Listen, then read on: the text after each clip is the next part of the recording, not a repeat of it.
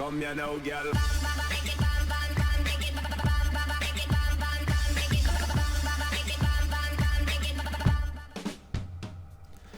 Hello and welcome to What's Map, your one-stop shop for everything workshop. I'm BonBonB and you're very, very welcome.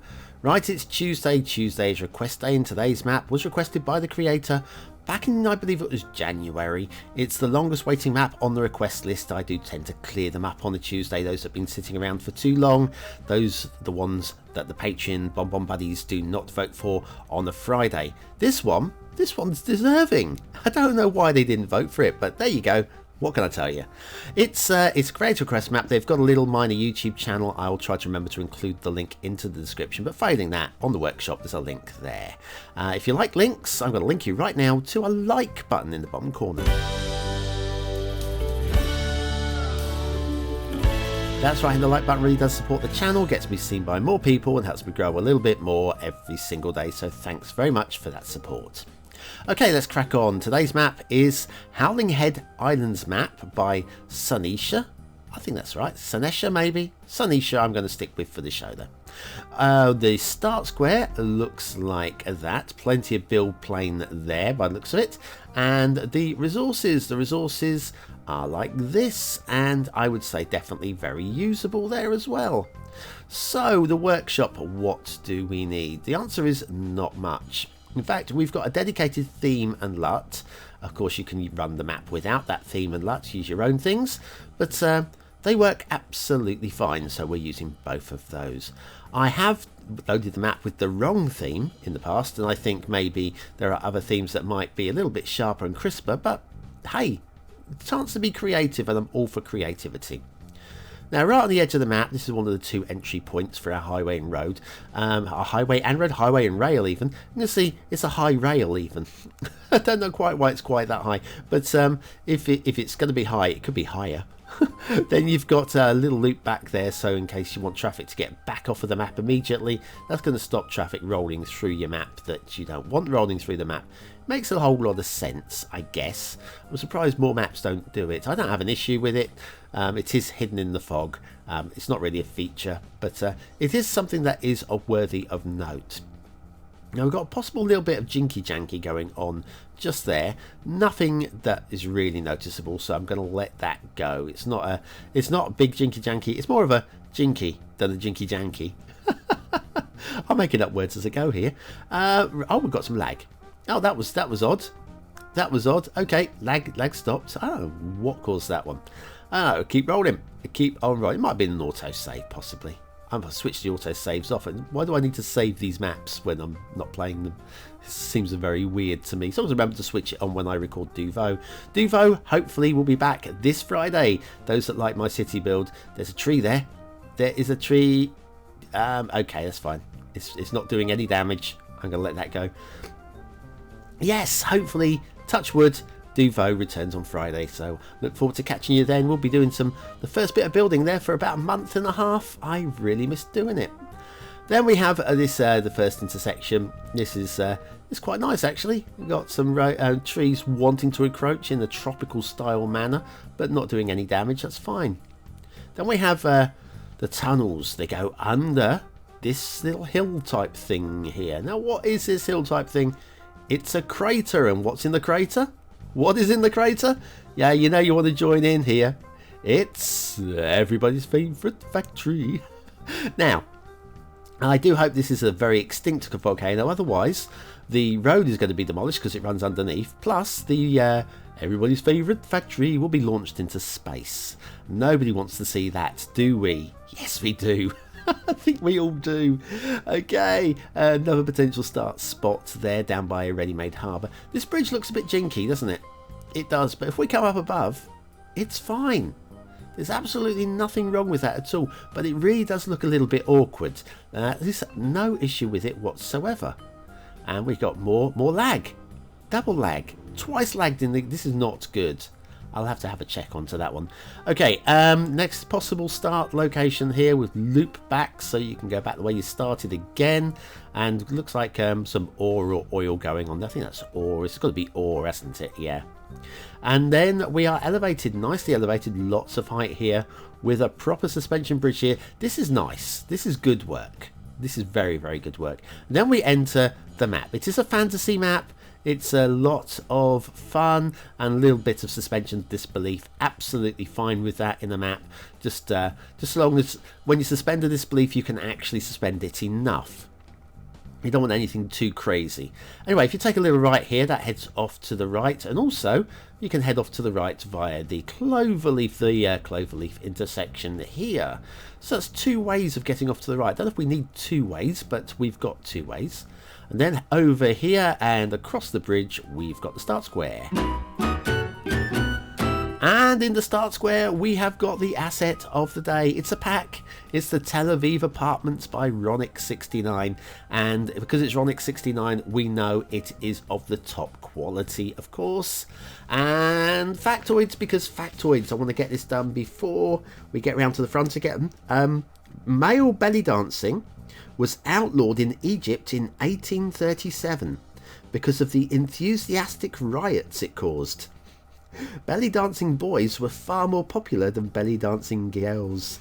And yeah, that says something about something, doesn't it? Anyway, around the side of the building here, I wanted to get that read out before we get here. Look on the side of the building here, we have got some laundry hanging out. Now, if I was Ronix, because I'm such a juvenile delinquent, I would have been tempted to put some like underpants or a brassiere or something on the outside of the building. I don't usually use the word brassiere. I'm normally just going with bra, but yeah, I'm trying to be classy here, guys. Tel Aviv Apartments by Ronick69. They're really, really nice indeed. And I know they're being used in a YouTube Let's Play. Today's assets of the day. And there's your start square with them having miraculously just vanished. I love the magic. Love the magic. Anyway, yes, they've disappeared and we can now move on and explore some more of the map. Across the suspension bridge, across the four-leaf intersection. That's the one, the clover one. Then underneath the flyover bypass and we reach another four-leaf clover intersection. Look at that.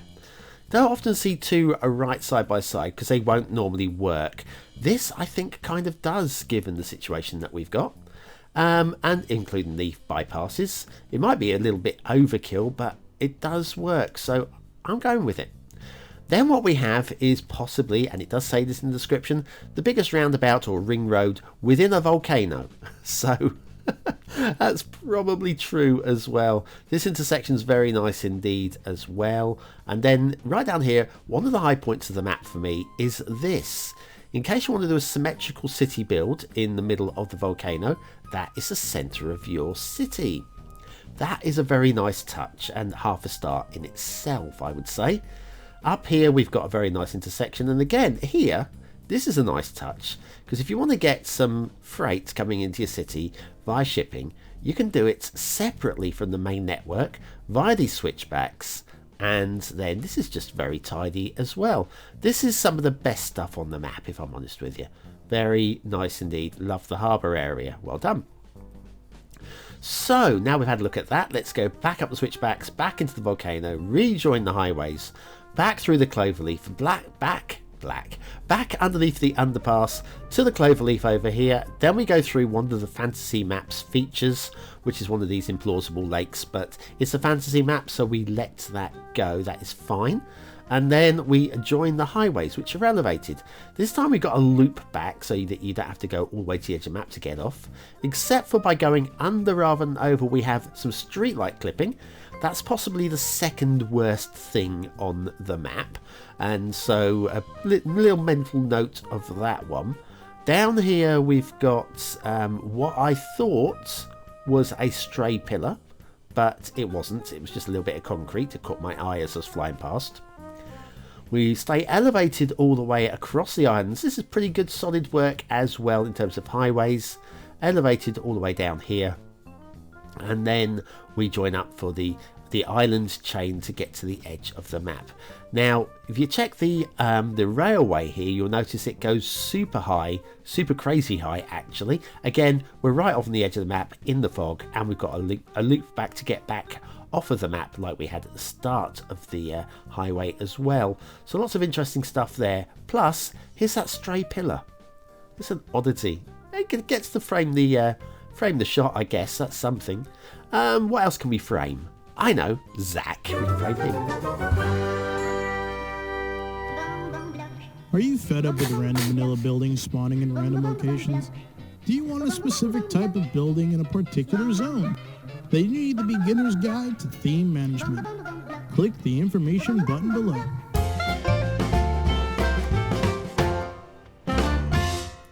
Guess who's back? It's BonBon with the shipping routes. Now don't worry about that angle on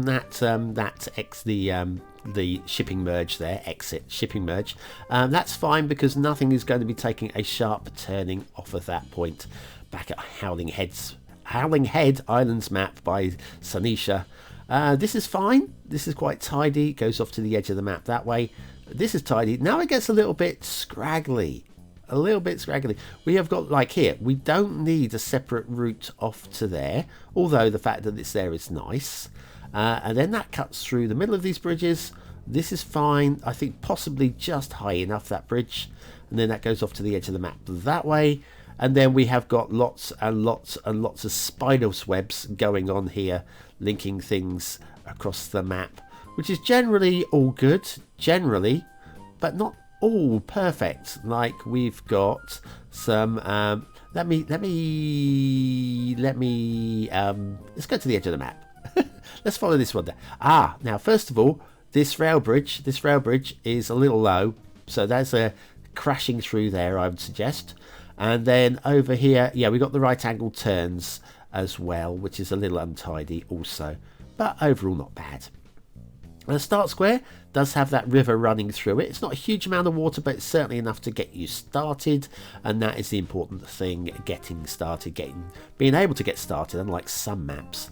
Edge of map water flow, we have water flow coming in from that side and from this side. And you'll say, we never do this, BonBon. Why are you showing us that there's water coming in from the edge of the map? Wait a moment. Well, we have water coming in from the edge of this side as well. If we have a little look, there are arrows. There they are. But over here, this is weird. I don't understand why. I can see why it might be used, but we have a seawall along the edge here. Less good there, but as we move along, it gets more and more so. And yeah, here, but when shipping comes in and out, at least it's cleared, so that's a nice touch. Well done there. But I can see the benefits of a seawall going along the edge of the map, but I don't see how it works in this occasion. I don't know why it has been done, but we've got it, and it's in the fog, so nobody will see it. So it's just a thought, maybe an idea for your next map build. Now this island's fine. We've got some, the texturing appears to be very Mr. Miyagi Mossy Mountain-esque. But it is the Howling Heads theme, maybe borrowing some textures possibly. And then up here we have got a footpath bridge, which looks a little bit wonky. Very difficult to do a straight one there. But what I would suggest is, what we're going to do, we're going to use Move It. And we are going to, if I can do this of course, I'm going to try and make this look a little bit more like a rope bridge. I'm going to drop that down a little bit. Once again, I could spend a lot more time on this, insert a few more nodes, and it'll be more realistic. But yeah, we can remove the pillar, and by doing a little bit of sag there, yeah, I could do a better job of that, I think. But I think that would look amazing. Anyway, this then leads up an imaginary path up to the essential lighthouse at the top of the mountain. We have a little picnic bench as well, which is quite a nice touch. And if we pull all the way over here, I would say that's pretty useful actually, that lighthouse, as lighthouses go. I would be able to use that one. Here, this is a nice scenic part of the map, this river, as we come up through the river delta underneath the bridges, the dirt track bridges. Much more aesthetically pleasing than some of the tarmac road ones. Then we've got a little waterfall going on there, and then all the way up here, all of this is very nice. Remember, we are not using any custom assets at all here. They're all it's all vanilla, and it's all very clean and tidy and quite pretty. I know this is pretty good work with vanilla assets. Quite impressed. Very nice lake going on there. It's a water source lake, an implausible water source, but again, fantasy map, happy to let that go. And then the water merges down here into the river system, and it's all pretty tidily done. I don't mind this actually, as fantasy maps go. That is up in almost the top echelon for water flow. Quite like that. We've got some really good underwater detailing as well going on in terms of the sand placement, just making it look like a real living environment under the water. And they've got little areas like here as well. Like imagine taking a little boat over to here, mooring up on the jetty, and then having a little look at the, I don't know, shrine or something going on there. Can't quite get onto the jetty, but it looks like something that maybe the sand may have eroded. I can almost buy into that one, almost, very nearly. Got yeah, a little look here. We've got another water source here where the water unexpectedly emerges from that little lake there, drops down the waterfall, and then at the bottom here we've got a lake that will never overflow. And again, as a fantasy little standalone piece, I think it looks quite good. I think it works, looks the part. This little island down here, just a little bit of terrain glitching along on the sandbar, but other than that, that is really quite nice. A little bit of smoothing on the sandbar, that would look amazing. This island out here, way away from the main build area, I like this as well. We've got the docks on the left. We've got a build plane over here on the right. It's not a big one, linked to the docks via this elevated bridge.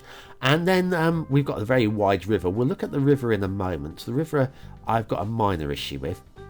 This is really quite good. There's only one water access here. I think it's deliberately done. It's not flooded.